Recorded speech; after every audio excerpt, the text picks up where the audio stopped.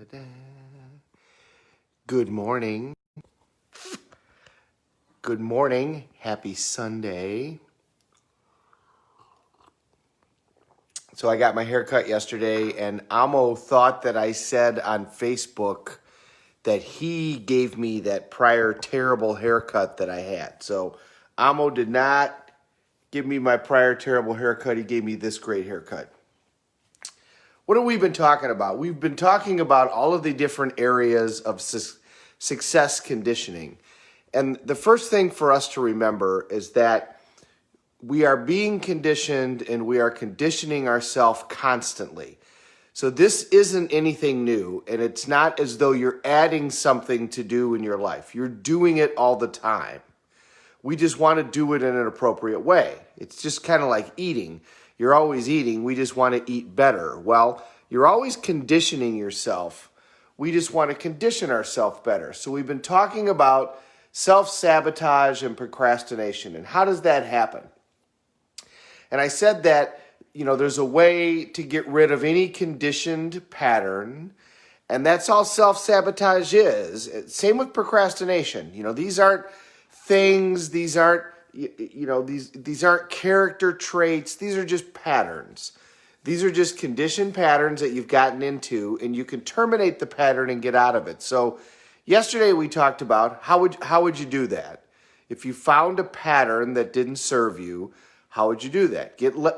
First of all, get leverage, right? What is the pattern going to cost you? What are you going to gain when you get rid of the pattern? Then interrupt it. I talked about the erasure technique. And then condition a new pattern. So one of the things to think about today then is, what are a series of patterns that you have that don't serve you? What is out there that you have in terms of self-sabotage or procrastination, series of patterns that you want to change, that needs to change in order for you to accomplish the goals that you want to accomplish. And, write them down and figure out, first of all, remember that there's a positive intent behind any of these patterns.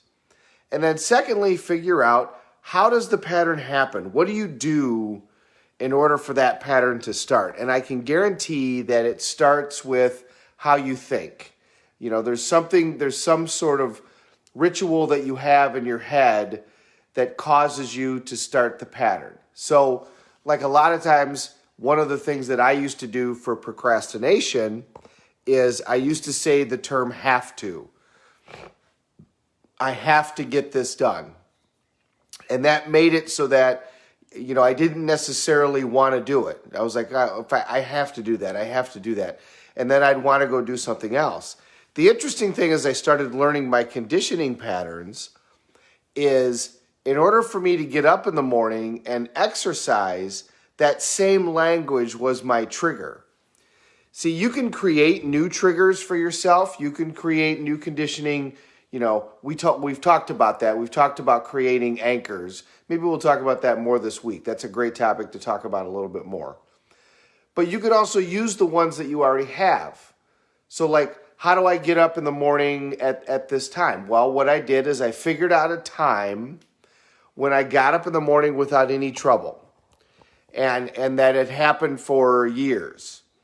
And so I went back to that time and I asked myself, okay, what is the first thing that I think about or that I say in my head or that I visualize in order to be able to get up and not have any trouble getting up? And what would happen to me is in order to get up, I would wake up, and in my head, I would think about what I needed to do, and then I would say to myself, I have to get that done.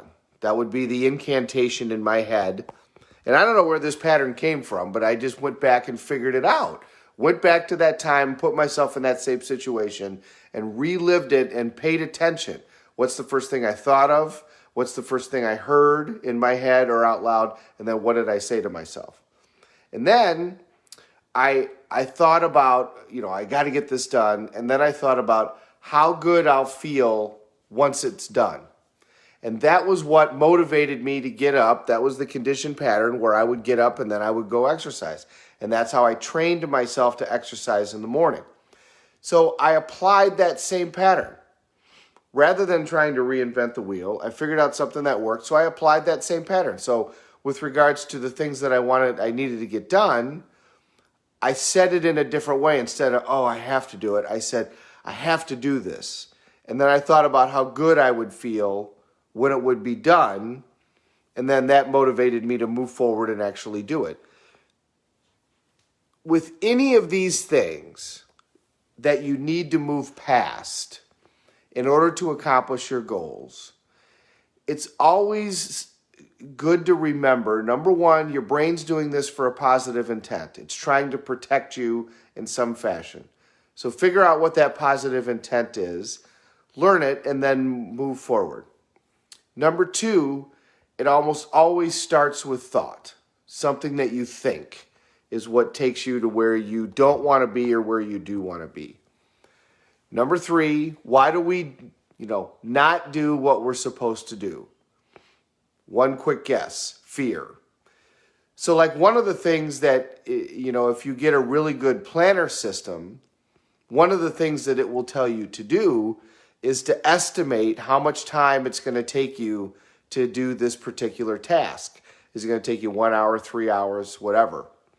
This is a really good exercise to do because what always happens is you estimate the time, and then when you sit down and actually focus and work on it, it takes about half the time. So like today, I'm going to plan my week. Today, I'll sit down and I'll go through and I'll set aside the time for my week.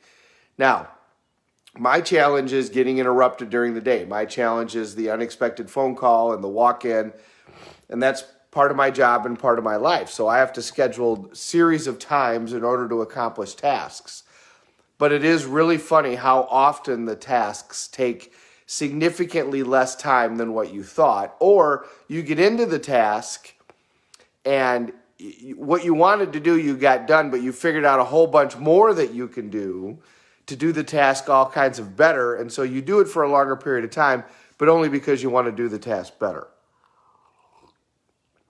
The other thing to look at today, so look at some of your negative rituals. I've showed you how to change them, get leverage, interrupt the pattern, instill a new pattern. And I also just hinted at something else to take a look at. Look at your positive rituals, because you've got them. Everybody's got rituals that they do on a regular basis that are actually very positive. You've got rituals for keeping things clean, rituals for cooking, rituals for taking care of your kids. We have rituals for holidays. We have rituals for Christmas and Halloween and 4th of July. 4th of July is coming up. You've got, what is it that you're really, really good at? And what's your ritual with regards to that? And specifically, how do you motivate yourself to do that? There's always people that like to clean houses. There's always a few. And for a lot of us, we're like, how could you possibly like to do that? I understand that it needs to get done, and I understand doing it because, both T and I like to live in a very clean, neat, uncluttered space. But how can you really like it? And then when you talk to the people that like it, they have positive associations with it. There's a feeling of accomplishment. Usually they consider it somewhat therapeutic. A lot of times they're doing, it's a way to do something and work through something else that they're dealing with. And then a lot of times they're doing something else while that's on. They're listening to some music. They're listening to something motivational. They're listening to a television show that they want to talk about. That's a good idea. I'm going to write that down. We're going to talk about net time sometime this week too. So you have these positive rituals. Well, you can take that pattern of thought that you have, and then you can apply it to the negative ritual, and it'll become positive. So if your positive ritual is that you love to clean, and the reason that that's positive is because for you it feels therapeutic, and you like the feeling of accomplishment at the end, and then you do something else that you like while it's going on. You listen to certain music or you watch a certain television show. Then you can apply that same pattern to something you don't want to do, and suddenly your feelings with regards to that are going to be different. So with regards to procrastination, understand this is the same thing. You're just running a ritual, okay? So your brain is trying to protect you, right? We know, number one, your brain's trying to get you to avoid pain and gain pleasure. So it's trying to help you out. So you have to say, thank you, brain. Thanks for trying to help me out, but I need to actually get this done. And then it starts with your thoughts. There's something that you think about first that makes it so that you don't want to accomplish the result. And so you start running this ritual of procrastination. And that's all it is. It's just a conditioned response. That's it. It can be absolutely changed. It can be terminated if you want it to. So how do you get rid of that? How do you get rid of the procrastination? Well, one of the ways we already talked about, right? Number one, get leverage. What is it going to cost you if you don't get this done? What will you gain if you get it done? Make the cost severe. Go out 5, 10, 15, 20 years. I'll gain. Then interrupt the pattern. Use the erasure technique. And then instill a new pattern. Another way is to take a positive ritual that you're very good at and apply the same process. What's the first thing that you think about or see or hear when you start that positive ritual, and apply it to the thing that you're procrastinating? And understand that the reason that you're procrastinating is fear, and that's it. And a lot of times the fear is simply the amount of time that it's going to take. And if you simply start, that all these old phrases make sense for a reason. Once begun, you're half done. Well, there's a reason for that. Because once you start and get into the project, typically you're going to realize it's not going to take that long. It's not going to take the length of time that you think it's going to take. Here's the other thing you can do with procrastination. And stay with me on this, because it sounds crazy, but this actually works. If you are good at procrastination, so you are very successful at putting things off, congratulations. You can take that same pattern and apply it to procrastination itself. And now you just went, Tim, you just fried my brain. What are you talking about? Remember that we program our brain if we want to. We can take charge and program our brain. Or we can let everybody else program our brain. Just like we can design our own life, or we can be part of somebody else's design for theirs. So for procrastination, if you're good at that, then you have a ritual. You think of something, you see a picture in your head, you worry about something else. You can simply take that pattern and apply it to procrastination. So when you start to procrastinate, apply the procrastination pattern to procrastination, and it'll go away, and now you can start doing the other thing. That sounds crazy, but think about it. It will absolutely work. It's just like if you take something that you don't, a day when you get up in the morning without any trouble, and you apply that same formula, that same recipe to a day when you don't want to get up, you'll get up. You'll suddenly feel like getting up, and it won't be any trouble. That recipe of what do you think about, what do you visualize, what's the first thing that comes into your head, what's the second thing that comes into your head, what's the third thing that comes into your head. The point to all of this is use the patterns that you already have that are beneficial in your life. Find them and use them. Think about the negative patterns that you have today, write them down, figure out the positive intent, maybe do erasure techniques. That's what happens when I first get up in the morning. And change those, but also find your positive rituals and figure out how you run them. What is your recipe?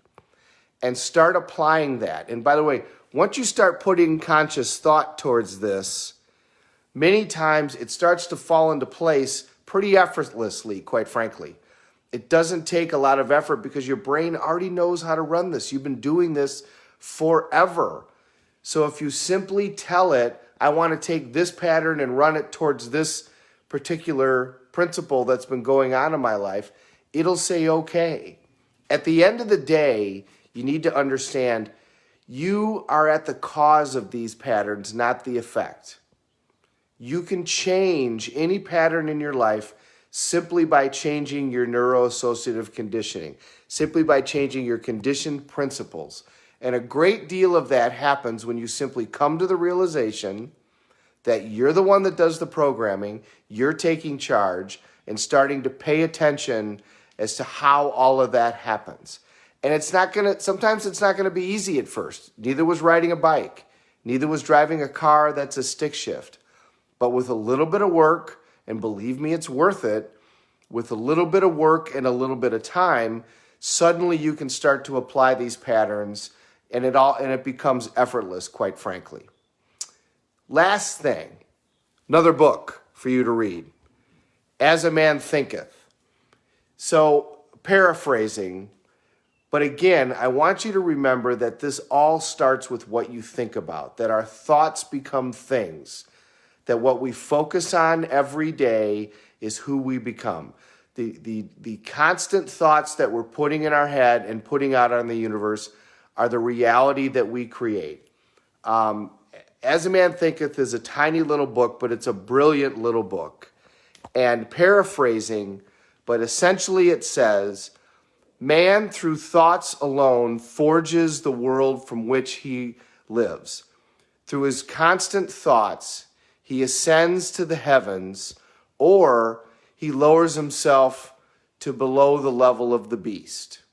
So the point is, it's the constant thoughts that you're putting into your head and putting out into the universe on an hourly and daily basis that become the reality that is your world. So make sure you focus on those. That's why we do this stuff every morning. So each morning we start ourselves with positive ideas and positive intent. Remember, at night, your brain has deleted most of what you've dealt with that day. It takes the lessons and it gets rid of many things, so that we want to start our day by uploading positive stuff. Where are you going? What are the constant feelings that you want to have throughout the day? And over time, you're conditioning yourself to have a different attitude towards everything. And remember where we started. Number one thing in order to lead the life that you want to lead is state management. And the ability to manage your state in tough times is going to decide the quality of your life more than anything. So all of this is designed to help you with state management, and you can manage all of it. It's just a matter of intention to do so and taking the time to learn some of these techniques. Have a great Sunday, everybody. Thank you very much for watching. Let's take care of each other.